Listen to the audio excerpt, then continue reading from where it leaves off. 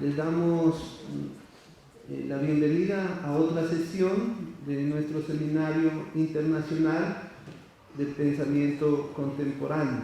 Hoy con la grata visita del maestro Francisco Jarauta. El profesor Francisco Jarauta ha aceptado gentilmente la invitación a nuestra universidad y con nosotros va a compartir 3 conferencias, 2 el día de hoy y mañana otra conferencia sobre el Greco. También impartirá un seminario de nuestro programa de maestría en estudios interdisciplinarios del desarrollo. Creo pues que simplemente para recordar las importantes experiencias y contribuciones del profesor Francisco Jarauta, voy a hacer un breve resumen de su CV. El profesor Francisco Jarauta ha realizado estudios de historia del arte y filosofía en las universidades de Valencia, Roma, Münster, Wels, Berlín y París. Profesor invitado de universidades europeas y americanas. Actualmente es profesor ordinario en la Universidad de Humboldt en Berlín y de l'École en París. Es profesor visitante en varias universidades también latinoamericanas. En los años 70, el profesor Francisco Jarauta fue parte del cuerpo académico de la Universidad del Valle, compartió mucho trabajo con los profesores Germán Colmenares, Jorge Orlando Melo y nuestro colega Guido Barón. El profesor Jarauta ha sido vicepresidente del patronato M. Macas, siendo actualmente miembro del patronato del Centro Andaluz del Arte Contemporáneo y del Consejo Rector del IBAM. Forma parte del Comité Científico de la Fundación Botín, de World Political Forum y del Instituto Europeo Thyssen Madrid. Dirige en Murcia el Foro de Mundialización desde 1990. Igualmente forma parte de los comités científicos de ERIDE, Experimenta, Pluriverso, Le Monde Diplomatique y participa en el grupo de Geofilosofía en Europa y es coordinador del grupo Tanger. Igualmente es director de la colección de Arquilectura. Entre sus numerosas publicaciones citamos los ensayos de Kierkegaard, Los límites de la dialéctica del individuo, La filosofía y su otro, entre una numerosa publicaciones. Profesor Jarauta es sobre todo un caminante de la ciudad, de los territorios, de América Latina, de Europa y por supuesto de nuestra Colombia. Para nosotros es un gran honor tenerlo aquí en esta conferencia. Bienvenido, profesor. Muchas gracias.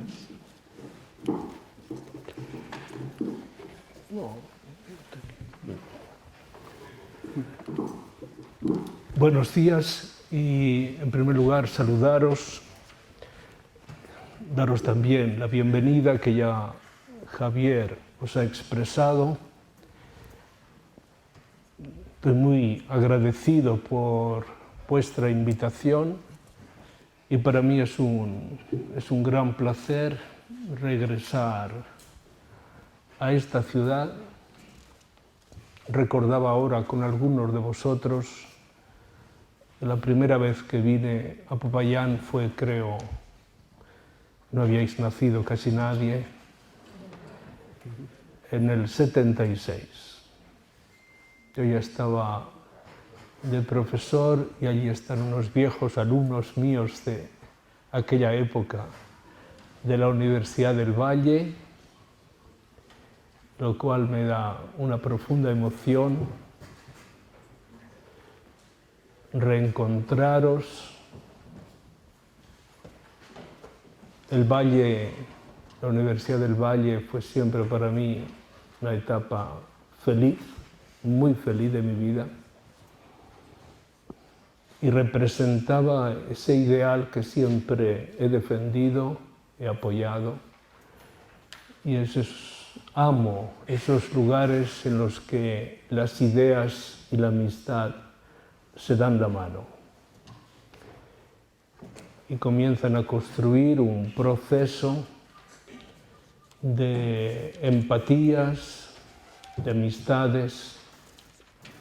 Hay amistades que llegan a ser fraternas y probablemente significan una de las formas más altas de la experiencia humana, una amistad fraterna.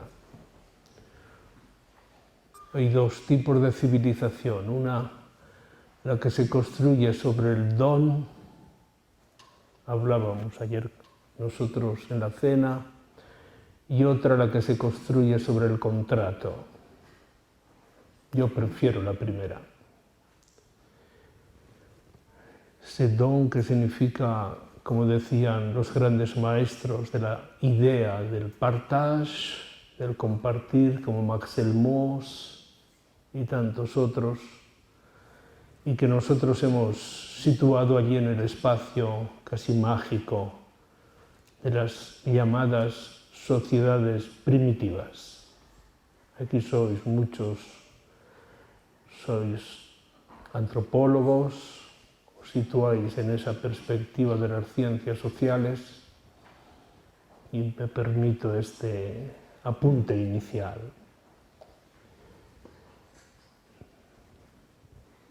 Volver a Colombia, entre otras cosas, representa reencontrarnos con los viejos amigos y sobre todo compartir un proceso político de singular importancia y al que así le auguro el mejor puerto de llegada. Que Colombia consiga ese espacio en una geopolítica latinoamericana que entró desde hace ya algunos años en una nueva fase y que puede con seguridad construir su propio horizonte histórico.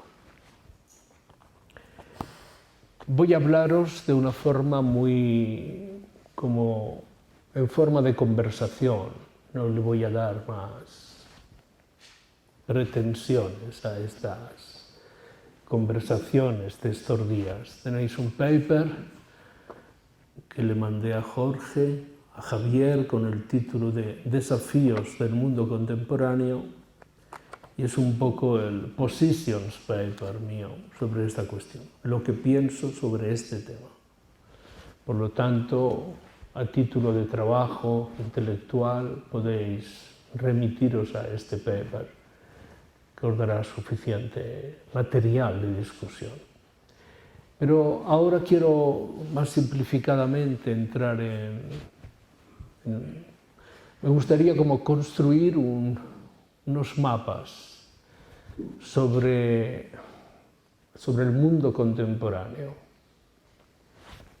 Hace apenas una semana estuve en Londres. Sabéis,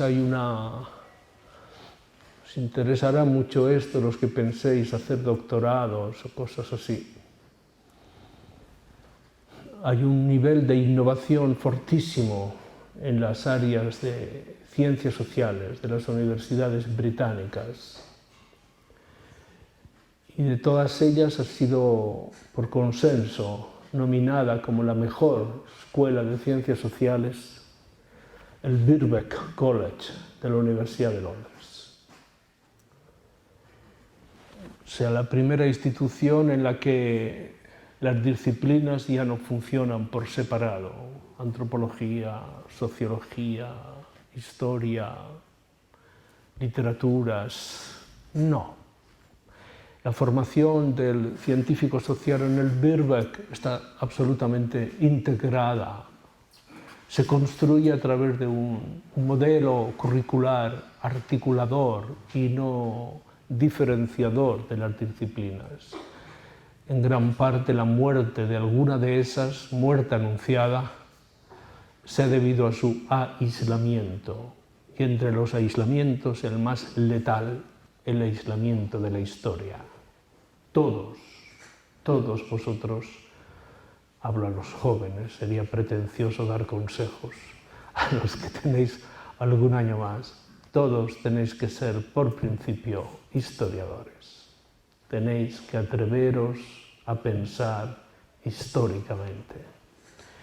Y luego vendrá la disciplina, pero si no tenéis ese mapa histórico vais un poquito ciegos. El seminario del Birkbeck de hace 10 días tenía como título Mapping through Thinking, cartografiar a través del pensamiento. Mapping through Thinking. Se trataba de revisar los mapas de la historia, se trataba de revisar los tiempos, los discursos, los saberes. Y eso abría como un espacio de desafíos intelectuales fascinantes que os aconsejo consideréis en vuestro trabajo.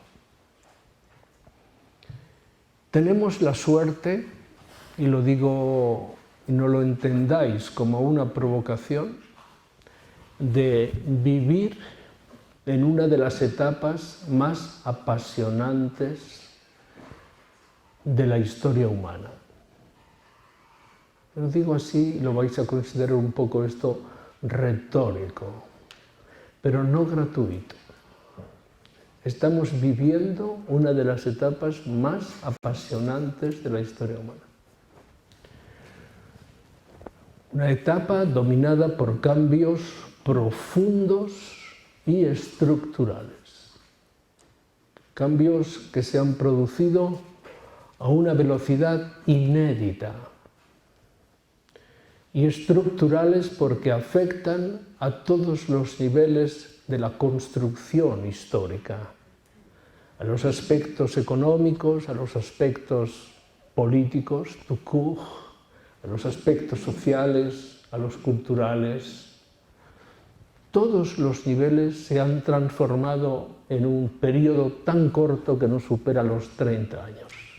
Esto nunca había ocurrido. La historia, exceptuando las fases de transición que precipitaron el tiempo, iba normalmente desarrollándose como los grandes ríos en sus zonas de meandros. Llega un momento, aquí ha ocurrido así, que todo se ha precipitado. Uno de los sociólogos, antropólogos, filósofos que frecuento, que es Paul Virilio, ahora se ha retirado de París, a La Rochelle, profundamente melancólico, dice que la categoría que podría definir mejor nuestro tiempo, antropológicamente hablando, sería la categoría de vitesse, de velocidad. Todo ha acontecido velozmente. Y supongo que seguirá ocurriendo así, que la categoría de vitesse, la categoría de velocidad, será la que defina el mundo futuro. Esto ha hecho que nosotros, como parte de esta historia, nos hayamos convertido, esta es una afirmación de un bellísimo artículo que si queréis os mando, fue escrito para uno de los foros míos al que le invité, el sociólogo, pedagogo Zygmunt Bauman, escribe un texto para ese foro que dice: nosotros nos hemos convertido global bystanders. Nos hemos convertido en observadores globales. Somos como observadores globales. La época pasa por delante de nosotros como si fuera un tren de alta velocidad. Nosotros estamos en el andén de aquella estación por la que pasa el tren del tiempo, el tren de la época. Intentamos, lo hacemos el gesto de subirnos al tren, pero el tren zoom pasa 1, 2, 3 veces y nosotros nos quedamos en el andén. Esto conlleva dice Bauman inteligentemente, el desarrollo de un síndrome muy generalizado, el síndrome de lo que él llama de anxiety, traducidlo literalmente, un síndrome de ansiedad. Es como si la historia se nos fuera de las manos y tuviera una entropía propia, se desarrollara de acuerdo a su propia ley interna, de tiempos veloces. Y nosotros fuéramos como observers, bystanders, observadores. Y al no decidir sobre la historia, al no participar en su destino, nosotros nos convertimos en sujetos ansiosos. The anxiety tiene que ver con aquella situación en la que el deseo una y otra vez no consigue su objeto, no posee su objeto. La relación entre el deseo y el objeto es más compleja de lo que estoy aquí diciendo y de lo que Bauman comenta.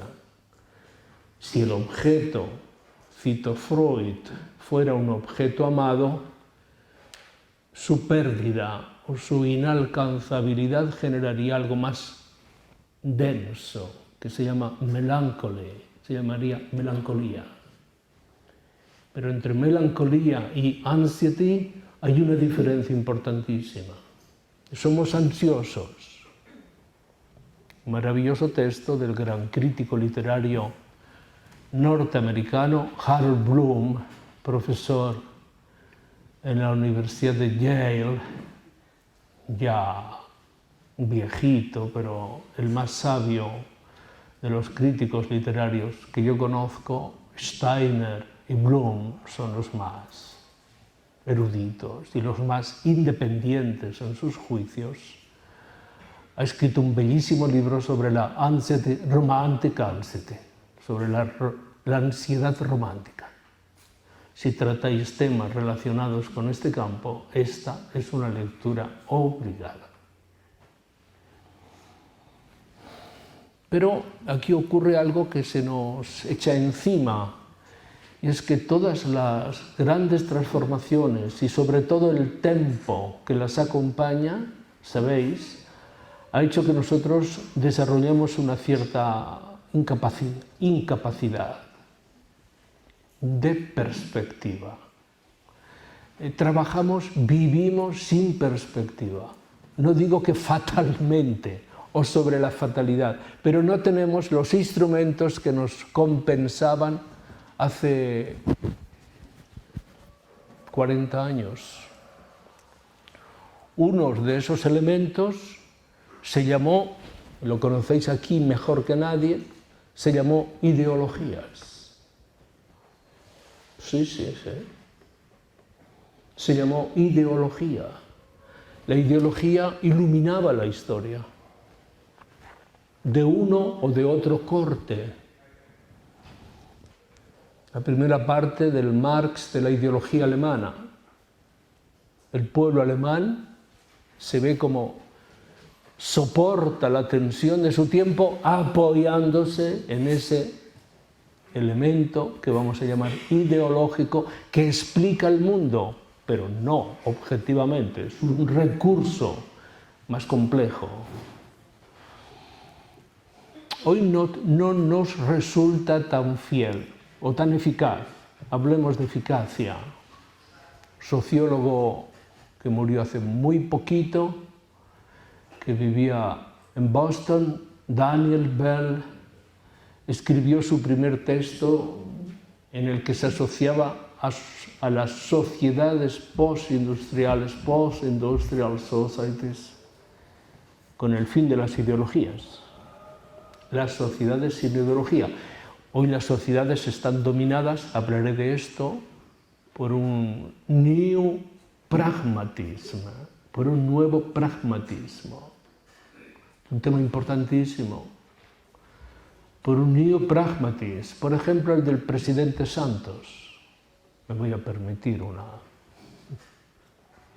Neopragmatism. La verdad de los hechos se define según la filosofía del neopragmatism after the facts. After the facts. Después de los hechos funcionan, son legítimos. No funcionan, ¿qué se va a hacer? Pero la verdad de lo político en el neopragmatismo se desarrolla after the facts. ¿Comprendéis? No tenemos el apoyo, ese proceso de debilitamiento de los cuerpos ideológicos ha dado lugar a una nueva forma de secularización de las sociedades contemporáneas, que conlleva fundamentalmente la secularización de la política. Jean-Luc Nancy, ha escrito mucho sobre esto con grandísima lucidez. La secularización de la política. La política ya no es el hacer del bien común o el arte de lo posible, como decía Aristóteles, es management, administration. La política ya no se encarga del bien común, faltaría, la época heroica de la política se acabó.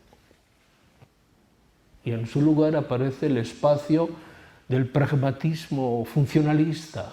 Los que sois antropólogos entendéis muy bien cuáles fueron los límites del funcionalismo desde los años 20, hasta Radcliffe Brown, fundamentalmente. Esto hace que tampoco sintamos en el proceso de transformación un espacio cómodo, sino que más bien el espacio es parecido al de las... Esto es un verso hermosísimo de Eliot, The West Land, la tierra baldía. Acaba de aparecer una nueva edición en Lumen del libro de The West Land de Eliot del año 21, admirable. Habla de que el tiempo, estamos habitando un tiempo que se ha hecho intemperie, es decir, afuera. El recurso de The West Land es un libro que se escribe al mismo tiempo que Rilke termina la 10ª elegía de Duino, donde también da cuenta de algo que se termina. Yo acabo de escribir para la revista de Sociología Histórica un texto sobre los últimos días de la humanidad, un texto sobre Karl Kraus, el escritor austríaco. Os lo voy a mandar. Lo mando al buzón pero tú me prometes que lo vas a distribuir. Si no, te haces allí con tu buzón y... Pues si me dais una página, yo os comienzo también a bucear cositas a la página. ¿Va bene? No te olvides. Son momentos, es el año 21, acaba de terminar la Gran Guerra y se comienza a producir toda esa terrible situación. Como escribe Rilke en sus últimos... Qué buena idea. Para los dos esta. Dice Rilke, por fin, voy a traducir libremente las últimas 5 líneas de la 10ª elegía. Comienza diciendo en alemán, endlich, finalmente. El inmenso placer de sentir que aquello que hemos amado profundamente se derrumba. No lo utilicéis para ningún adiós. No lo utilicéis para ningún adiós. Por fin, el inmenso placer de sentir que aquello que hemos amado profundamente se derrumba. Hay que tener el alma madura para soportar esta verdad. Estamos en una situación en la que los protectores son muy frágiles y los experimentos van a coger o van a seguir otro rumbo. Sin embargo, ha habido durante todo este tiempo un intento de, vamos a decirlo con Julio Verne, de explorar el futuro. De explorar el futuro. 1970, os voy a poner unos ejemplos. Esto os lo comento a título así como de una conversación. 1970 fue la primera vez que se comenzó a hablar del año 2000 con gran interés, con gran ansiedad, con pasión incluso. Se decía, ¿cómo será el año 2000? ¿Cómo serán las sociedades del año 2000? ¿Cómo será la economía? ¿Cómo serán las relaciones geopolíticas del año 2000? Para responder a estas preguntas, todas cantaban la misma música. Se crean 3 grupos de investigación en el mundo, en los que trabaja la mejor gente que había en aquel momento. Uno en Texas, Houston, otro en Hannover, en Alemania, y otro en Tokio. A trabajar ahí va la mejor gente. Basta que verifiquéis el elenco. Y en un debate más metodológico que teórico se acepta un modelo propuesto por el sociólogo americano Naisbitt,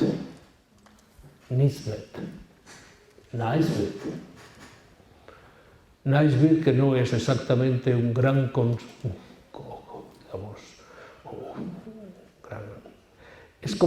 es conservador, pero no es un conservador práctico, es una persona que está en esa comunidad especial americana donde estaban los McLuhan, después los Alvin Toffler, que eran gente como iluminada.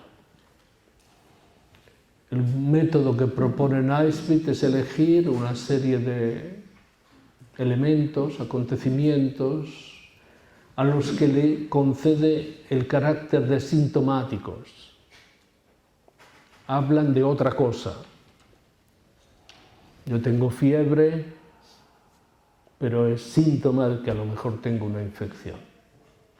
Aquellos elementos hablaban de, si en un modelado, en un modelo, extrapolamos aquellos elementos, aparece el dibujo del año 2000. Cuando llega el año 2000 no se reedita ninguno de aquellos informes. ¿Por qué? ¿Por qué? La realidad había superado a la ficción, como se dice en castellano, 7 pueblos. Lo había superado de largo. 2 ejemplos. Sabéis que en 1970, fijaros que este trozo de historia que os estoy comentando es el que ha impactado con nosotros, con nuestra vida. Los que tenemos algunos años más lo hemos sentido como cuando ese cascote que venía de la Antártida un día chocó contra la plataforma de la Euroasia.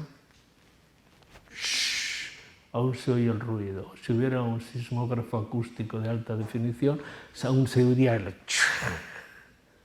y cuyo resultado fue ¿qué ocurre cuando la India choca contra la Euroasia? Nace el Himalaya. La respuesta son la gran cordillera.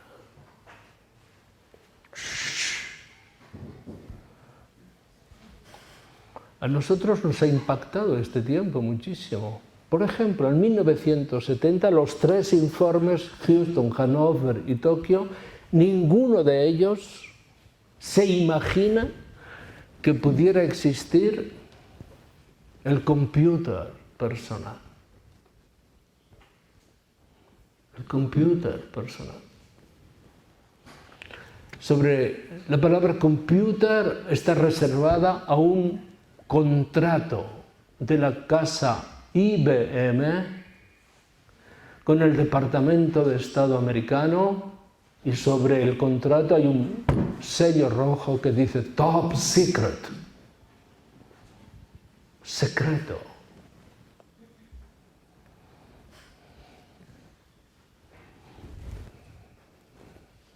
No existe en 1970 ni idea remota de un término que se llama Internet. ¿Qué sería de nosotros sin Internet? Volveríamos de un solo golpe a la edad de la piedra. ¿Qué sería de nosotros sin Internet? Caeríamos en la peor de las orfandades.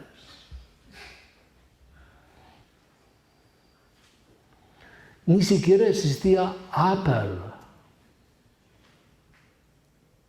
No existía Motorola. Sí, Motorola existía, pero hacía electrodomésticos, hacía otras cosas. Samsung. Un día este auditorio se llamará Auditorio Samsung.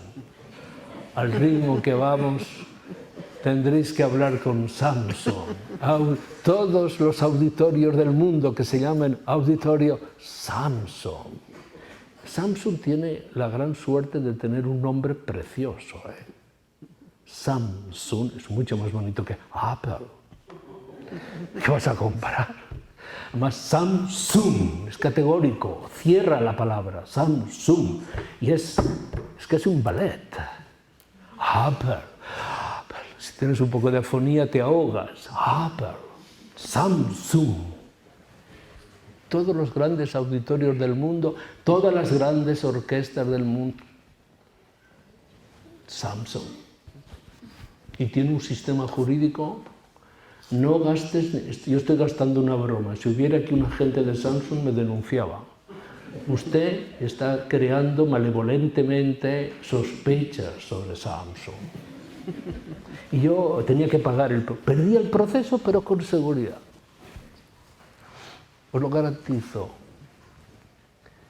No había ni idea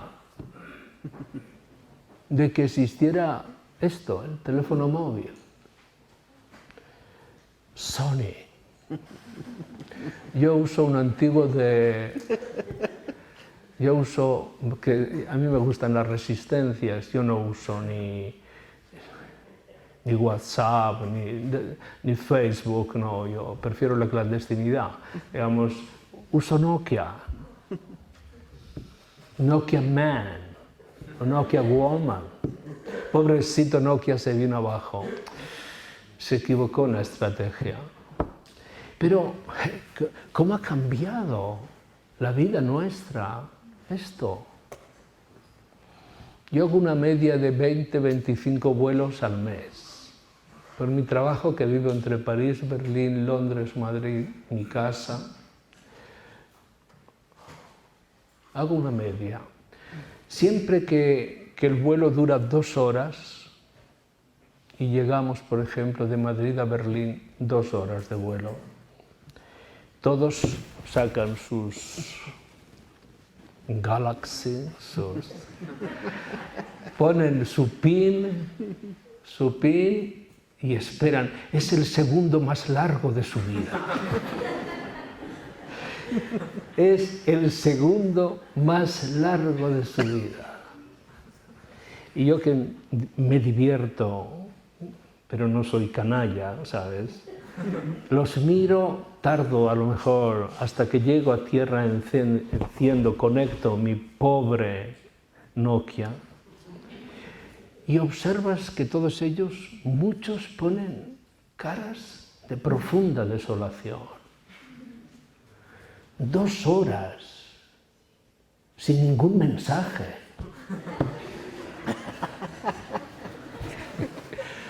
2 horas sin ningún mensaje. Es que no existo. No existo. Y uno comienza a elaborar la retórica del dolor. ¿Y qué le ha costado decirme te quiero? Pues, o te recuerdo, o decirte la noche fue maravillosa. Tú, nada. Y la gente pone una cara de autodestrucción, no es posible. Hasta que al final, a los 3 segundos de la fase de desolación, lo miro. Es el servidor que dice, welcome to Berlín. Dice, por fin hay alguien que se acuerda de mí. Welcome to Berlín. Y uno se relaja, sabe que está en buenas manos, pero a los 3 segundos exactos suena otro tin, tin. Mire, dice, the price, el precio de la llamada a partir de ahora es de 0,25 euros un minuto. La emoción de sentirte afectivamente recordado se neutraliza con el listado del precio que dice 0,25 euros el primer minuto. No use usted. Nadie sabía de esto. Nature, la revista Nature, publicó hace 2 años un artículo. No quiero abusar de estos ejemplos, pero os estoy poniendo en un tablero de asuntos. La mano, la morfología de la mano, desde los primates antiguos, el llamado pulgar, vulgarmente llamado dedo gordo, creo que no es correcto, es un término discriminatorio. Os pido que no lo llamemos más dedo gordo, que está sufriendo mucho, y voy por ahí. Era cerrar la llave para que si se trataba del viejo cazador primate, para que el golpe fuera más seguro y no saltara si lo hiciera solamente así. El menú, antropológicamente hablando, del pulgar fue siempre relajado. Estos dedos tuvieron mucho más trabajo que el dedo gordo, que el dedo vulgar. Dedo vulgar. ¿Qué pasa ahora? De pronto, y la responsabilidad la tiene el dedo pulgar está sometido a un estrés total. Toda su vida relajado, tranquilo, bien tratado, está todo el día trabajando. ¿Qué ha pasado? En apenas 30 años, el pulgar ha crecido varias micras. Es el artículo de Nature. Y se calcula que antes de un par de siglos, el pulgar se estará acercando al índice. Obviamente, paralelamente, está desarrollando unas patologías que favorecen que el negocio de los traumatólogos del pulgar sea brillantísimo. Y sobre todo ha nacido una patología específica que es la artritis del dedo pulgar.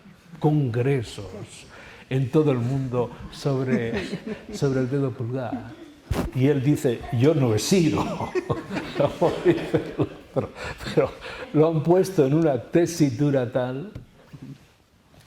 Si entrásemos en el campo de las ciencias biológicas, por deciros, tampoco los 3 grandes centros de estudio, Texas, Hannover y Tokio, pueden imaginar que existiera, os pongo el ejemplo más fácil, la oveja Dolly. ¿Os acordáis de Dolly? El primer clon. El primer clon. Que muere por un déficit en el problema genético, en el programa genético.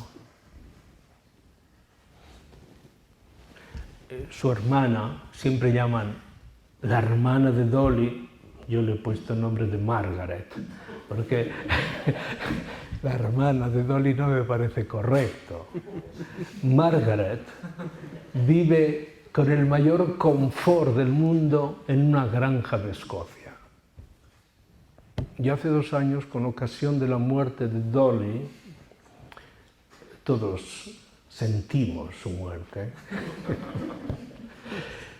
La casa Phaidon, que es la mejor casa editorial británica, editó un álbum de Navidad, fue el regalo de Navidad más atendido, dedicado a Dolly. Dolly paseando, Dolly pensando, Dolly cansada, Dolly con una amiga, Dolly, 100 fotos de Dolly, el famoso álbum que todavía por Amazon lo podéis adquirir, yo lo tengo. Y no sabéis el consuelo que me da respecto al futuro. Me refugio en Dolly, fue una auténtica pionera. Y un título que dice, Dolly, la mirada más dulce del reino animal. ¿Cómo vas a ser neutral ante esta solicitud? Es imposible. Pero está el gran debate, terrible debate, en las biomédicas y en la bioética sobre el futuro de la colonización, que eso está, por decirlo entre nosotros, servido.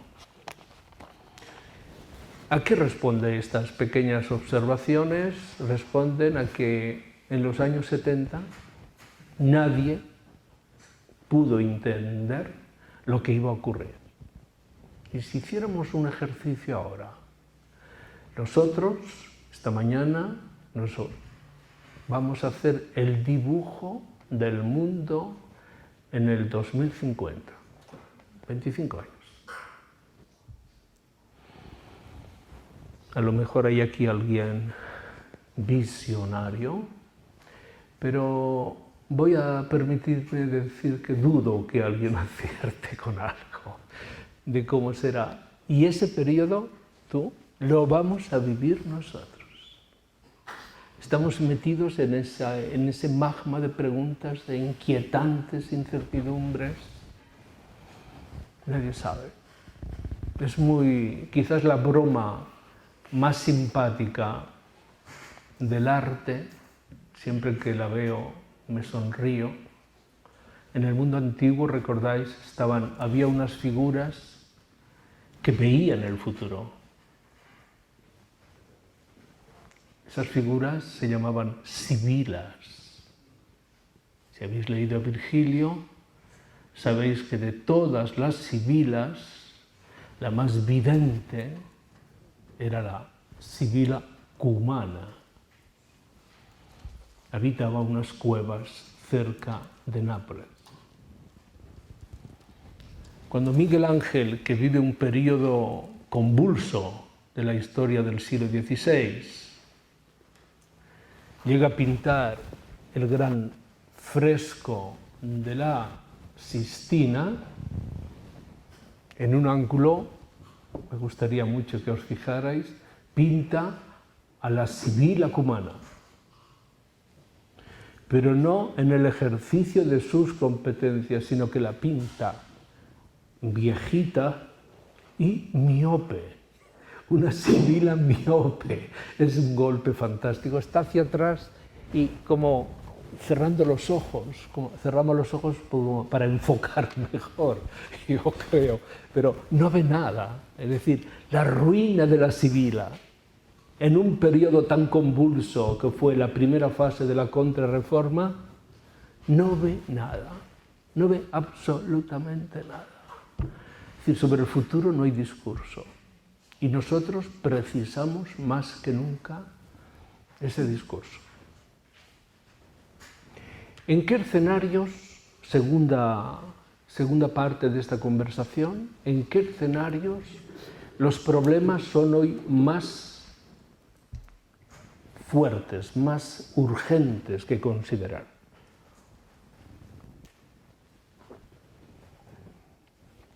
Si miramos hacia atrás y comparamos el mundo actual con lo que fue, los primeros grandes cambios se observan en el área geopolítica. Geopolítica. Yo estuve, fue una suerte grande, el 9 de noviembre del 89 en Berlín. Viví en Berlín en ese tiempo.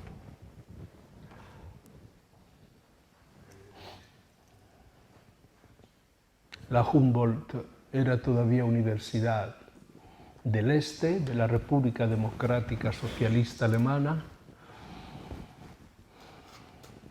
pero en aquel momento yo vivía en la parte occidental. Me había doctorado en la Freie Universität y trabajaba en esa universidad. ¿Quién podía imaginar que la caída del muro precipitara la historia tan fuertemente? La disolución de la Unión Soviética. ¿Quién podía imaginar el año 70 que se hablaba de la disolución de China? Muchos expertos en política china hablaban de que China se fragmentaría. La que se disuelve es la Unión Soviética. Y la disolución de la Unión Soviética significó un cambio cualitativo en la historia del mundo. Aquel espacio político que seguía reivindicando incluso ideales morales.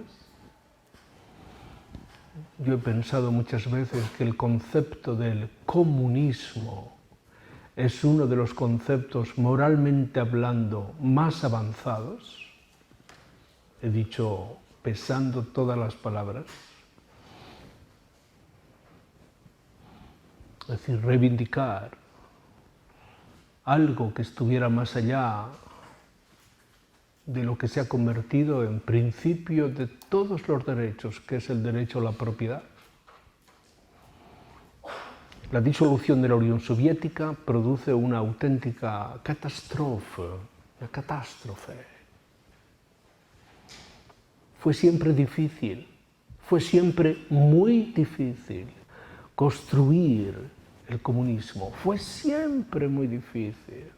El año 27, Walter Benjamin visita Moscú. Su famoso diario Moskauer Tagebuch. Y llega a decir una expresión hermosísima. Dice, qué triste es ver cómo resulta difícil dar forma a la experiencia del socialismo. Qué difícil, qué triste es observar cómo resulta difícil dar forma a la experiencia del socialismo. 1927, después de los 3 meses que vive en Moscú, viendo la realidad del 27, cuidaditos, el año que se suicida Mayakovich, es un momento del estalinismo durísimo, esos años que se han convertido en tema de investigación de bastantes nuevos títulos, algunos de ellos apasionantes que están saliendo todos los días. Se está revisando mucho la vida de la Unión Soviética durante ese periodo.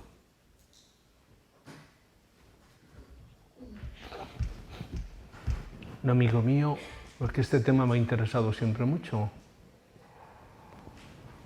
un gran sovietólogo,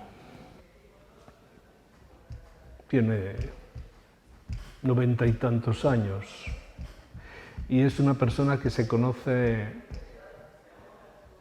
muy bien la Unión Soviética.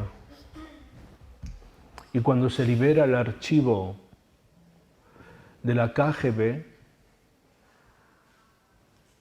se presenta en el edificio del archivo de la KGB y pregunta a la secretaria deseo consultar el diario de Beria de enero del año 33. Enero del año 33, diario de Beria. Te oye, yo soy la secretaria de la biblioteca, me llega un señor con tal precisión y me asusto.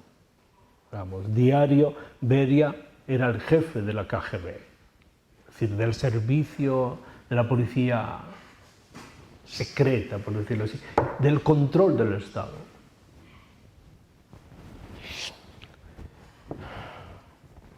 No está disponible. ¿Cómo que no está disponible? Saca su carnet y le dice: tengo la autorización necesaria para consultar cualquier fondo. A ver, dígame, voy a consultar. Viene con el jefe del servicio y le dice: por supuesto puede consultarle. Él se llama Karol, con K. Y lo habéis leído porque ha sido el comentarista de los asuntos soviéticos en el periódico del País. Estuvo casado con una gran intelectual del comunismo italiano, Rossana Rossanda, la fundadora del periódico Il Manifesto. Viene el diario 1933, cuidado, Stalin está nervioso, Hitler va a subir al poder en febrero. Y sin embargo, en el diario de Beria dice: son la 1:30 de la noche. Suena el teléfono. Ring, ring, ring. Aló, aló. Beria. Aló, Joseph. Es Stalin que llama a Beria a la 1:30 de la madrugada.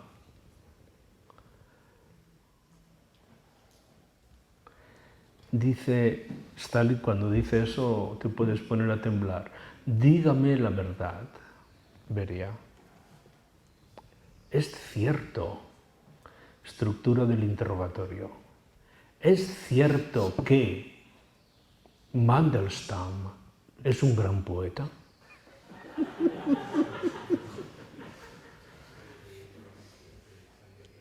Es un gran poeta. Mandelstam es uno de los grandes poetas rusos. Beria dice: sí, Joseph, no solo es un gran poeta, es también un gran revolucionario. Y Stalin cortaba. Día 3 de febrero, 2:30 de la noche, 3:30 de la noche, suena el teléfono, ren, ren, ren. Aló, aló, aló, aló, Beria, aló. Dígame la verdad, Beria. Es cierto que Mandelstam es un gran poeta. Y Beria dice: sí, señor, Joseph, Mandelstam no solo es un gran poeta. Bravo, es un gran revolucionario. Estaba dudando de si firmar o no el acta de destinarlo al Gulag. Se me ha ocurrido, yo para una exposición que hice sobre Matisse he hecho más de 20 viajes a Moscú y he aprendido ruso. Y tengo la idea de que ese texto se podría convertir en un maravilloso monólogo teatral. Prácticamente no avanzaría mucho, sería rin, rin, rin, aló, aló, y a la tercera de cambio al público ya haría lo que estáis haciendo vosotros, reíros. No me gusta mucho porque fundiríais la pieza enseguida, es decir, la pieza no podría durar más de 5 minutos, sería ni siquiera un sketch. Pero sería introducir el retroescena en el que está Stalin y las reflexiones que Beria se hace al escuchar las palabras de Stalin. Todo ha cambiado. Todo ha cambiado. El mundo actual, ¿quién podía imaginar en 1970 la emergencia de China? ¿Quién? ¿Quién? o la política de China. ¿Quién? O si nos hiciéramos la pregunta, ¿el futuro de China? ¿Quién? Hoy ha decidido China, vi agencias esta mañana en Internet, ha fijado el 7% de crecimiento para este año, con un dumping total porque le sobra dinero y no sabe dónde colocarlo. Y sigue teniendo 400 millones de analfabetos. China, una paradoja tremenda. La India de hoy, nacionalista, la India de Modi, los desequilibrios internacionales fortísimos, las emergencias. Hoy nos encontramos ante un mapa político, geopolítico, absolutamente distinto y no sabemos cómo será el mapa geopolítico de 2050. Una unión de China e India desbalanzaría totalmente todos los equilibrios. Y uno de los temas importantes de este momento es la pérdida de la indiscutible hegemonía norteamericana. Ese es un hecho que nosotros vamos a poder ver a corto plazo. Podremos ver que la ordenación del mundo ya no pasa por el dictado de la política norteamericana. Una situación muy curiosa la de USA hoy, con un dólar cada vez más fuerte, situaciones muy interesantes y una imposición de la Realpolitik del Partido Republicano. Una historia interesantísima. En ese contexto geopolítico aparecen fenómenos nuevos, como es el futuro de lo que hoy se llama el islamismo radical. No sabemos hacia dónde va. Nadie lo sabe. Analistas de un tipo y de otro, lo único que se está diciendo es que están intentando controlar zonas petroleras, Siria, Irak y Libia. Lo que puede ocurrir a partir de ahí es una emergencia política excepcional. No voy a detenerme en estos temas. Pero hoy no podemos ser neutrales si hablamos de los desafíos del mundo contemporáneo. Voy a llegar a la conclusión, pero todavía no. Primero los hechos y luego la reflexión. Se necesita absolutamente los instrumentos políticos que se enfrenten a una complejidad nueva actual del mundo. Nosotros formamos parte de un planeta con una complejidad tremenda, creciente, y con un déficit de instituciones internacionales que ya no garantizan su governance. De ahí que se permitan situaciones horizontales de focalización estratégica. Se ha intentado que China tome posiciones frente a esto, a esto y a esto y a esto. No, el pragmatismo chino es no tomar posición. Apenas en el último año emerge el gran conflicto de Ucrania, el conflicto ruso. Y el gran perdedor va a ser Rusia, que una vez más no va a poder hacer frente a una modernización del país, a una mínima modernización del país, que como requisito básico sería la existencia de una opinión pública, como condición mínima de la democracia. Hay un conflicto de huida hacia adelante que va a tener unos costos fortísimos, porque la devaluación del rublo es una cosa, el déficit de los presupuestos nacionales es trágica y el mercado internacional se ha hundido. Hoy, si viajáis a Rusia, os quedáis sorprendidos, definitivamente. un segundo nivel de temas que no podéis considerar secundarios. Es un pequeño mapping, ese mapping que decían los chicos del Birkbeck, mapping through thinking, mapeemos a través del pensar. El segundo es la emergencia de una nueva estructura económica financiera. Aquí quiero que seáis como muy atentos a dos aspectos. No sé si alguno de vosotros ha estudiado economía internacional o lo que han sido los cambios en los últimos 30 años. Voy al tema. Hoy ha surgido un poder económico, financiero, en base a las grandes fusiones de una economía principalmente especuladora, que trata el dinero como si fuese algo virtual. Se dice que el 38% de la economía del mundo se rige de acuerdo a este criterio de ser capital especulador. Y que ha dado lugar a un nuevo poder. Voy a poner el punto justo sobre este tema.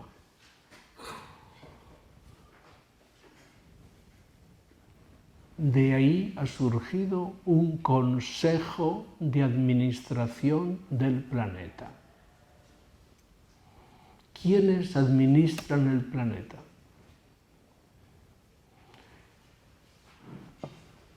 Los lobbies de poder económico y financiero. Y punto. Este consejo de administración del planeta ha sido elegido por alguien de nosotros, ¿o habéis votado? Es por esto que se habla cada vez más de una situación calificada de tecnofascista. Este es un término muy frecuente en cierta literatura política actual. Tecnofascismo. Se eliminan las condiciones objetivas de cualquier democracia que pasa por la participación, aunque solo sea formal, pero participación, y su registro básico son las elecciones, ¿no? La representación. Y en este caso son sustituidas por los grandes lobbies, llámense G8, G11, G25, donde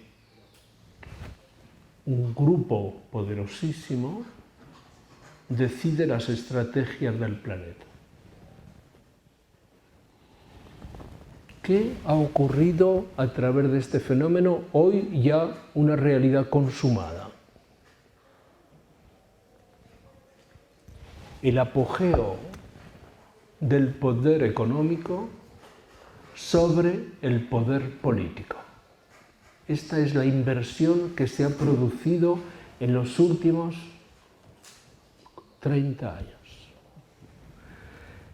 El apogeo del poder económico sobre el poder político. Hoy asistimos a una época de un grande y evidente déficit político. Las reglas del juego son unas y no las establece la política. Y la política lo que hace es aplicar las grandes reglas del juego. Ese déficit hace que la política haya prácticamente desaparecido del escenario y solamente queda como ritual, protocolo de lo que fueron en otros tiempos sus verdaderos deberes. Sobre este tema se han escrito miles y miles de páginas, es decir, hoy os encontráis con politólogos, pensadores. Yo formo parte de del comité de redacción de Le Monde Diplomatique, la edición castellana, edición España, porque para América tenéis otras ediciones, y este es un tema que hemos combatido. La primera página que la redacta Ignacio Ramonet, pues va mucho en esta dirección. Él hablaba hace ya años del pensamiento único, pero que el pensamiento único se planteaba en las afueras del trabajo político, porque lo que vamos a reivindicar al final es un trabajo político, pero con un cambio de escala. Un amigo ha mirado el reloj y eso me sugiere que lo tenga en cuenta. Esta es una situación. Los grandes cambios geopolíticos, los grandes cambios económicos y el déficit político que acompaña esta situación. Las Naciones Unidas se parecen cada vez más a un consulado que te da pisados para hacer tal cosa. No tiene ningún protagonismo. Para la política de Estado norteamericano, alguien dijo que para qué mantenemos, si es costosísimo, Naciones Unidas. Dejaron de pagar UNESCO, 4 euros que costaban los programas de alfabetización de África. Terrible, digamos, aquello que nace de la Conferencia de San Francisco como una especie de gran asamblea de Naciones Unidas, cuyo principio regulador sería la Declaración de los Derechos Humanos, que se respeten los derechos humanos en todo el planeta y que no se tolere violación alguna. Todo aquello se ve hoy como si fuese un trabajo diplomático. Ahora os toca, imagino que habrá pronto un secretario general de Naciones Unidas latinoamericano.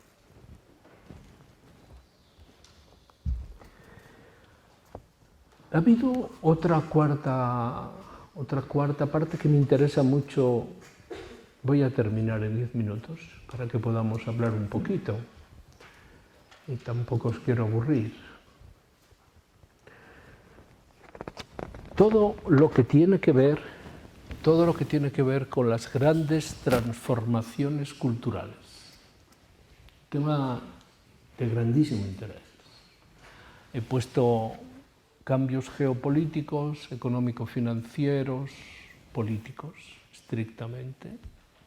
Y ahora quería plantearos el tema de los grandes cambios culturales. Este es un tema que, por unas razones u otras, estáis más dentro de esta problemática y al trabajar en áreas de humanidades, de ciencias sociales, por razones obvias os resulta más directamente relacionado con vosotros. Ha habido dos tendencias en este mundo globalizado, dos tendencias que se han encontrado, se han confrontado, se confrontan, se seguirán confrontando. Ha habido una tendencia a la llamada globalización de los llamados New Cultural Standards, a la globalización de los nuevos estándares culturales. Esto es exactamente el efecto principal de la globalización, unificar el planeta. Un estudiante de Popayán, su imaginario cada vez se parece más al imaginario de un estudiante de Schengen o un estudiante de Toulouse o de Sevilla. Estamos comenzando, no os paséis a la resistencia tan fácilmente. Digamos que en una simulación un poco tonta, digamos que todos los niños volvemos al purgar, todos los niños se formarán en la misma PlayStation. Las PlayStation, los 98% de los scripts de las PlayStation se hacen en el San Fernando Valley, al norte de San Francisco. Son ingenieros japoneses. No hacen para niños colombianos o para niñas de Tokio. No, hacen para niños de año y medio, para niños, niñas de 3 años. El imaginario se ha unificado en las plataformas del mundo virtual de las PlayStation. Este es un elemento que hoy hace aguas, digamos, no funciona. Pero ha habido una gran pretensión de organizar una mundialización legítima, donde los estándares sean exactamente los mismos para todos. Todos trabajáis bajo la misma cúpula informática, todos utilizáis la misma música, todos leéis la misma literatura. Diga, sí, pero aquella chica de Schengen tiene los ojitos un poco más sesgados que yo tengo ojos. El antropólogo te dice, eso no es relevante. Tener los ojos un poco así, eso no es relevante. Uno es lo que piensa uno, no que tenga los ojitos así, comprende. A ver si esto es que te quede claro, ¿sabes? Dice, no, es que a lo mejor... No. ¿Sobre qué soporte se produce la gran operación de la mundialización? Es decir, de la unificación de los estándares culturales, a través de 2 factores fundamentales que son consonantes, se corresponden. Uno, los media, la comunicación.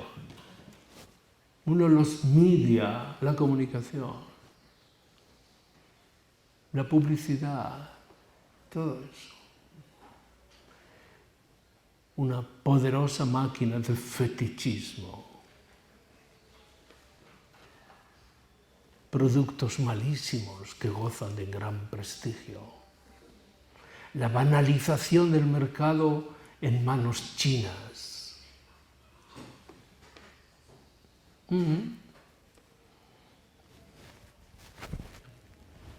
El segundo instrumento directamente asociado.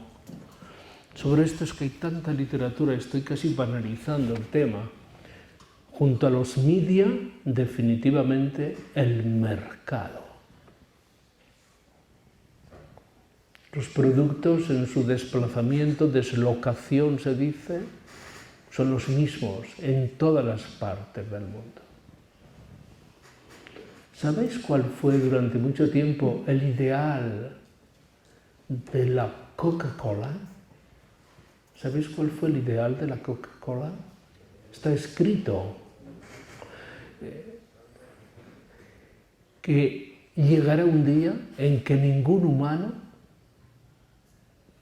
puede disponer de una Coca-Cola a más de 100 metros de distancia. 100 metros.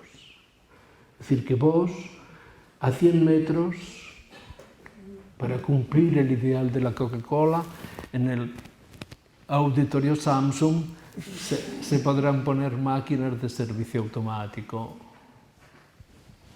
Sí, ¿por qué no? Si eso hay que verlo con buenos ojos, no hay que ser detractor, es que eso humaniza. ¿Tú no te has sentido confortable después de una Coca-Cola? Sí, no tengas vergüenza de decirlo.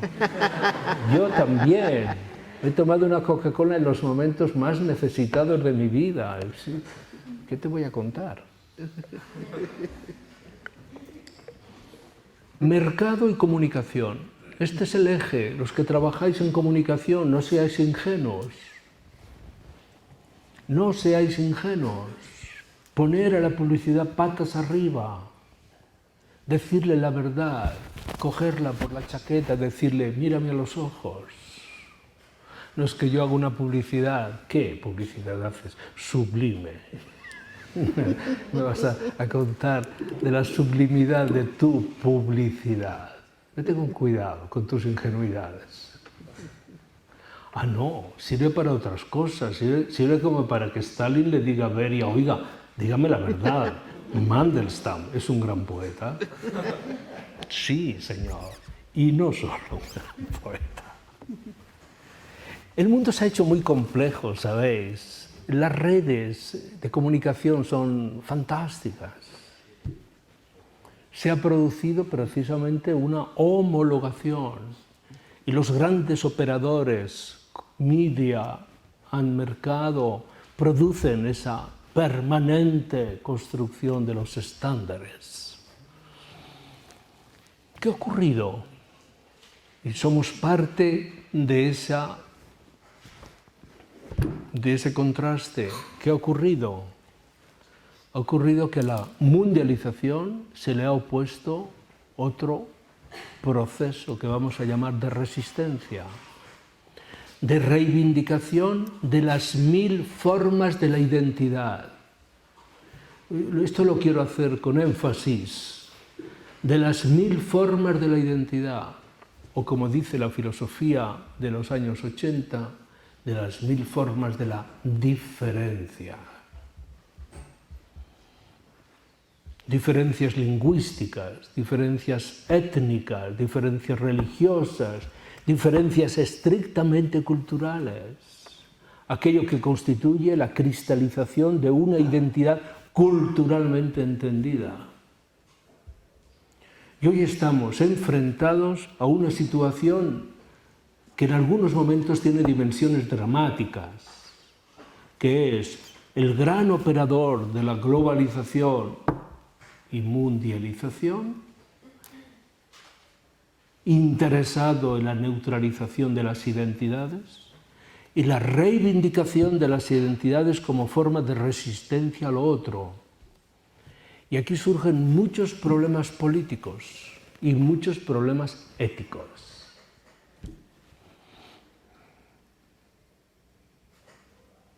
Plantear esto en una ciudad como Popayán tiene todos los derechos. Plantearla en una ciudad como la que yo vivo, como Berlín, tiene todos los derechos. Y si voy a Senegal o a Notting Hill, un barrio de Londres, tiene todos los derechos. Todos los derechos. Porque hoy asistimos a un mapa amplísimo del hibridismo cultural, del mestizaje cultural, de las superposiciones culturales. Pertenecemos a una situación de híbridos permanentes. Cada uno de nosotros somos muchos yo. Muchos yo. Aquel maravilloso libro de Tabucchi sostiene Pereira, que era un médico anarquista que trabajaba en un balneario cerquita de Lisboa, a donde va un señor de buena fe a hacer sus curas y le va introduciendo en la idea de usted, señor, debe aceptarse. ¿Y qué quiere decir? Es que usted no es usted, como que no soy yo. Pero usted es varios yos. Y una persona que parecía pusilánime, si esta idea la hace suya, se hace muy peligroso. Digamos, usted tiene varios yos y va a hacer una cosa. Cada mes le va a dar voz a uno de esos yos. Y verá usted qué entretenida que es la vida. Digamos, sí, pero no me reconocerán. Esto no es importante. Mejor para usted. Si un día le ven en la oficina a trabajar y dice, qué extraño está. No, pero usted debe llegar al fin de su vida a haberle dado un chance a sus diferentes yos. Entonces su biografía cambió de sentido. No era un mestizo él, era un híbrido en el sentido radical, digamos, era todas las personalidades. Nosotros, por una operación profiláctica, a nuestras posibilidades le decimos tú, tranquilas, y da salida a esta personalidad que parece que es aceptada. Pero hay un día que nos damos cuenta de que las cosas no funcionan y uno se rompe el espejo y da turno a sus personalidades con un cierto desconcierto. ¿Tú ya lo has hecho esto? es que esto te va a pasar, ¿sabes? Si no te ha pasado, te va a pasar. Este es un tema interesantísimo. La identidad. Voy a tomar partido. Voy terminando también, no os preocupéis. La identidad, por otra parte, es uno de los conceptos y problemas más hipertrofiados del mundo actual. Se le da un tratamiento casi de obsesión. Existe la obsesión por la identidad. No podemos renunciar a ella, pero debemos saber cómo tratarla.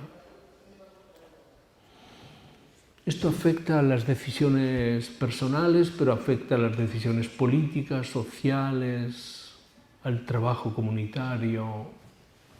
Hay personas que son más radicales y no les falta razón, y hay otras que son como más diplomáticas y se convierten en sujetos más cosmopolitas.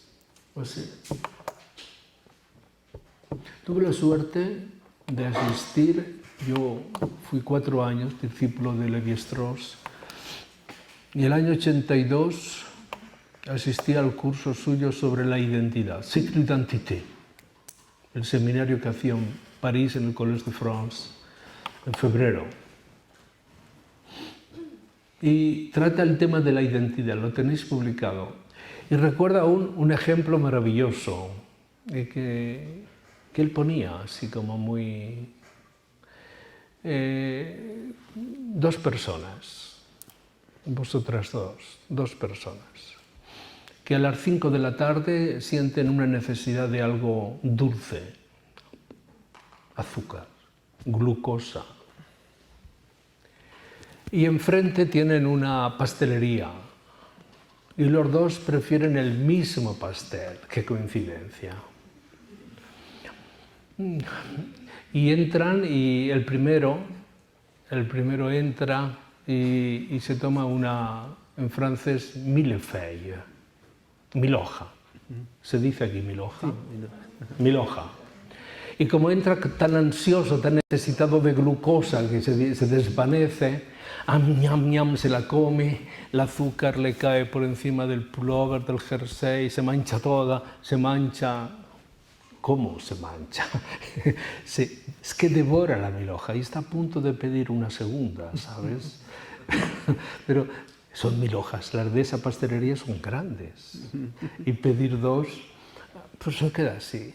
Y al terminarse, estoy contándoos lo que decía Lévi-Strauss en el seminario del 82 sobre la identidad. Y al terminar, hace un suspiro como de satisfacción, dice, ¡ah! La crema era maravillosa, era fantástica. La valoración de la 1000 hoja por parte de nuestro amigo era la crema. La crema. Se sale, se está quitando el azúcar y la harina del pullover, entra la segunda persona, te toca a ti ahora. Entras, una 1000 hoja. Yo creo que la señora los conoce porque todas las tardes piden la 1000 hoja de marras. Se toma la 1000 hoja, con gran discreción se va comiendo la 1000 hoja, evita que el azúcar y la harina le manche, y cuando la ha terminado, utilizó casi 5 minutos más que el otro, hace también su comentario. Y el comentario dice, siempre satisfecha, el hojaldre era perfecto. Y dice Lévi-Strauss, hay identidades que son pura crema. Esto no lo digo yo. Si lo pensara yo no me atrevería a decirlo, porque entiendo que es una provocación. ¿Entendés? Pero dice Lévi-Strauss, hay identidades que son pura crema. Punto.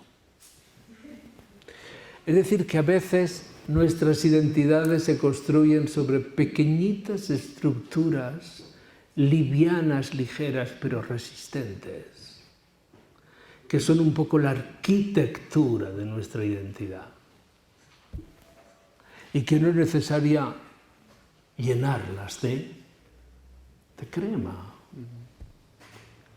Esta segunda amiga, la que tomó la segunda milhoja, tenía ideas claras sobre la identidad, no necesariamente sobre la milhoja. Sabía cuál era la calidad de una milhoja. Termino. El quinto punto, que no lo voy a tratar, pero que es el escenario, estoy pensando en vosotros, más importante del mundo actual, que es vuestra formación.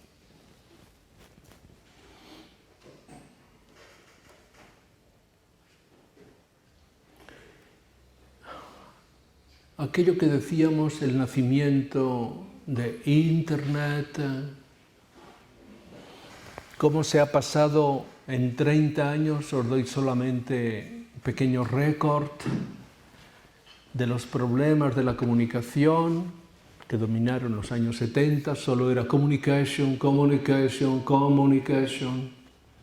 A los años 80, donde entra con fuerza el término information, communication, information, y a partir de los últimos 90 entra de lleno con toda su fuerza la sociedad de la información, que enseguidita dio paso a la sociedad del conocimiento.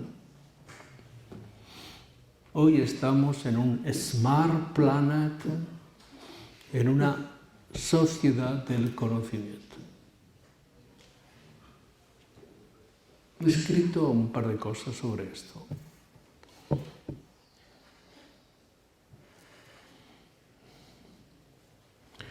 Se ha producido una auténtica revolución. Revolución. Hoy das una pequeña tecla, incluso la puedes dar a ciegas, y ante ti tienes una cascada de información impresionante. Yo os lo digo, no tengo vergüenza de decirlo. Ha significado una democratización fortísima en el acceso al conocimiento. Una democratización. No quiero cambiar el tema. El último gran libro de Castells, de Manuel Castells, es Communication and Power. Los que hacéis comunicación tenéis que leerlo. Él tiene un equipo de investigación en la Universidad de South California, en La Jolla. Podéis ir allí, Manuel es muy amigo mío. Podéis ir allí a trabajar. Communication and Power. ¿Quién lo duda eso? ¿Quién duda que Communication and Power? Pero este es el tema, este es el aspecto dialéctico de la cuestión. Hay un papel lo comentaba en un seminario que he hecho en la Tadeo el otro día, en Bogotá.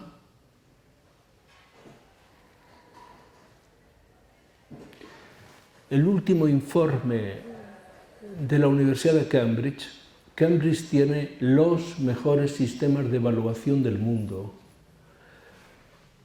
Y tiene un centro de estudios de proyección que tendríais que seguir. Es muy interesante seguir lo que hacen ellos. Y el último informe sobre la universidad dice Cambridge que lo más urgente es imaginar las profesiones del futuro. Lo más urgente es imaginar las profesiones del futuro. El sistema profesional que nació en el siglo XIX es hoy obsoleto. Y la hipótesis general de que universidad y mercado del trabajo se corresponden, también no funciona. En el caso, por ejemplo, os pongo un caso como el caso español, nuestra mejor generación, la que tiene entre 25 y 35 años, nunca España ha tenido una generación tan extraordinaria como esa. Gente excepcional. He trabajado con ellos en mi pequeño espacio, pero le he dedicado lo mejor de mi vida y los quiero y los admiro. Se han doctorado conmigo 54 personas, 56 personas hasta hoy. Quedan 3, ya no acepto más tesis. Una tesis de doctorado me cuesta la friolera de unas 1000 horas de trabajo. Si las contara, les pongo muchas dificultades para aceptarlo, ¿sabes? Pongo pruebas difíciles. Ahora, si las superan, luego soy el más incondicional. Viajan conmigo, los llevo por aquí, les doy hasta las becas, se las doy yo, ¿sabes? Digamos, que no es que le den una beca en Chicago. Toma, esto es una beca, unas monedillas que me quedan, pues vete a estudiar a tal sitio, vete, pero por favor. Ahora la próxima tesis, una chica húngara que trabaja en Berlín, la tesis sobre la historia de la curiosidad en el siglo XVIII. ¿Cómo no le voy a dar lo mejor de mí a una chica que trabaja sobre la historia de la curiosidad en el siglo XVIII? Pues yo daría la vida por una persona así. Estamos en una situación en la que este es un capítulo fundamental. Una persona de 20 y tantos años, con los instrumentos en este mundo virtual de la sociedad del conocimiento que hoy tenemos, puede decidir lo que será cuando tenga 30 o 32 años. Doy por supuesta la pasión. La doy por supuesta. Si se dan todos esos elementos, puede hacer una apuesta maravillosa por conseguirlo. Esto obliga a que modifiquemos nuestras instituciones. La universidad se comporta como una vieja dama que te invita todos los días a las 5 a tomar el té y a contarte de cuando ella era joven, y aquel novio, y aquel viaje por el Nilo. Señora,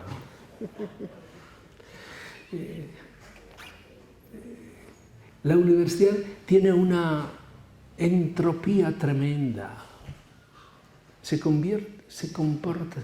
Hay que problematizar las instituciones. Es parte de nuestro trabajo. Es parte de nuestro trabajo. Imaginar el futuro es construir el futuro.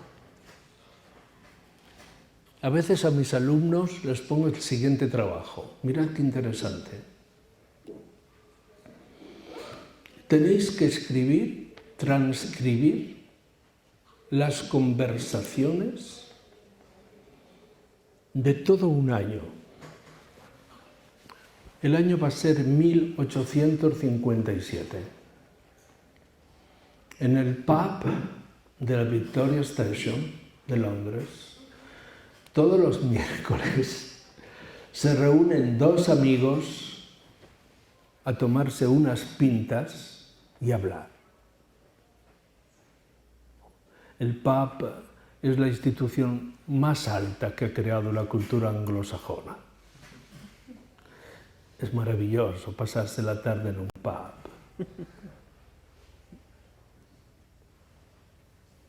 ¿Quiénes son esos 2 amigos? He dicho, os he dado una pista, no me podéis fallar. 1857, en el pub de la Victoria Station, en Westminster. Uno se llama Charles Dickens. Charles Dickens. Y está escribiendo un libro que se llamará The Great Promise, grandes promesas. Leer ha sido el centenario de Dickens hace 2 años. The Great Promise, las grandes promesas. ¿Cómo será el futuro? ¿Cómo se llama el otro amigo? Si no fuera él, nos contaría esta historia. Karl Marx, que trabaja 16 horas en el library del British Museum y se va para pasar los miércoles con Dickens y acaba de publicar un librito de bolsillo que se llama Introducción a la crítica de la economía política. Un libro que, si queréis, os lo recito de memoria. Cuando se estudia la población, cuando se estudia una sociedad, hay que seguir, como si fuera un coro, hay que comenzar por la población. Es un homenaje a Malthus, sopla. Y allí hablan. ¿De qué hablan los dos? En los vidrios esmirilados del pub, de pronto, pequeños al halo. ¿Cómo se llama ese pequeño? Se llama Oliver Twist. La novela de Dickens, el pequeño que va de correveidile por los barrios de Westminster, llevando recaditos. Un día Dickens... ¿Sabéis que ha habido alumnos que se han atrevido con este trabajo? Que se han leído todo Dickens, se han leído todo Marx hasta el año 57 y se han imaginado trabajando en las hemerotecas de Londres de 1957 y han hecho ese trabajo. ¿Lo han hecho? Un día Dickens le dice a Marx, si me permite, voy a invitar a otro amigo, que por cierto ha leído su memoria en la Royal Academy of Science. Encantado. Y aquel miércoles siguiente apareció el amigo de Dickens, que también se llamaba Charles. ¿Quién? Ah, no. 1857, en la Academy of Science, Royal Academy of Science, leyó su memoria Charles Darwin. Está Charles Dickens, Charles Darwin y Karl Marx. Todos hablan de lo mismo. ¿De qué hablan?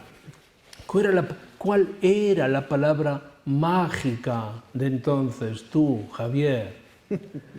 La palabra mágica de entonces era evolution. Evolution. ¿Cómo evoluciona todo? Marx habla de cómo evolucionan las sociedades burguesas. El otro hablaba de cómo evolucionaban las especies. Dickens dibuja la evolución. Pero si a la palabra evolution, ¿alguien de aquí trabaja en el campo gráfico? ¿Es comunicador? ¿Quién se dedica a lo gráfico aquí? Todos vosotros. Pues os doy una pista. Escribir evolution y le vamos a poner delante una letra, pero entre paréntesis. El evolution será escrito en negro. Y la palabra, la letra que la antecederá será R, bravo. ¿Y qué aparece entonces? Revolution. ¿Veis qué fácil que es la cosa? Es ponerle la R delante de evolution. Aquellos señores hablaban de evolution, pero cuidadito, la R tiene que ser en rojo, pero entre paréntesis. Va bien, porque si no se hace demasiado evidente. Es decir, demasiado fácil. A Darwin le interesó muchísimo estas conversaciones en el pub de la Victoria Station y ocurrió un día, y con esto termino, que ahí al lado, en otra mesa al lado, estaban 2 caballeros, uno más caballero que el otro, Uno se llamaba Sherlock Holmes y el otro, también caballeros, pero un poco menos, se llamaba Watson. Y Watson, que estaba acostumbrado a oír sin mirar, miraba allá pero escuchaba aquí, le dice a Holmes, Mr. Holmes, please, lo que ellos tratan es mucho más interesante que lo nuestro. Le dice, de lo que ellos hablan es infinitamente más interesante que lo nuestro. Watson. Watson nos atrevió a decirle, ¿qué le parece si nos dice, no es correcto sumarnos a su mesa? Y sin embargo, cuando se levantan, Mr. Holmes saludó a Dickens, está citado muchas veces Dickens, y tuvo la gentileza de presentarles a los tres e invitarles al siguiente miércoles, donde fue el día más feliz de Watson de toda su vida. Salió hecho un experto en la evolución. Termino con este. Hay otros aspectos que quería, pero he abusado del tiempo y como nos veremos esta tarde, pues, ¿qué quería deciros en esta conversación? El mapa actual del mundo ha cambiado profundamente. Mirad qué interesante, esto os lo digo con mucho cariño. Yo frecuento un poco algunos de los politécnicos de Europa. El de Zúrich y el de Berlín son grandes instituciones. Desde hace 3 años, en todos los politécnicos de Europa, los futuros ingenieros o los futuros arquitectos, en los 2 primeros años tienen 4 asignaturas obligatorias. Historia del mundo contemporáneo, grandes problemas del mundo contemporáneo, sociología del mundo contemporáneo y una reflexión sobre ciencia y técnica. Todos. Se dan cuenta que sin ese mapa no van muy lejos. Y esa formación es absolutamente incondicional. Mapping through thinker. Cartografiar pensando. El mapa ese os tiene que producir una serie de comillas, inquietudes, de reflexiones sobre la situación. ¿Qué tal si hablamos un ratito, por lo menos? Muchas gracias.